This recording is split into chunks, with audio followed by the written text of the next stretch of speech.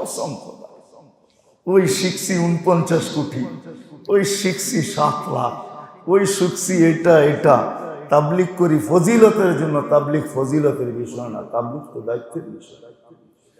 হ্যাঁ, আপনি ফজিলত মনে করে করবেন তা আপনি গয়না গয়না নিবেন, আর যে দায়িত্ব মনে করে করবে ইনশাআল্লাহ ও গয়না নিবে না, ও তো দাঁড়াবে, আল্লাহ বলবে কত লাগবে বল, কত লাগবে বল। এই জন্য হাদিসে আছে কাউকে দিবে আর কাউকে জিজ্ঞাসা করবে খুশি তো, যা দিছি খুশি তো, যা দিছি খুশি তো। তো বলবে এত দিছেন তারপরও খুশি না হইতো তাহলে হবে কিভাবে? তারপরও যদি খুশি না হই, এত দিছেন, আল্লাহ জোশে আইসা বলবে যা দিছি আরো 10 গুণ দিলাম। হাদিস উঠান।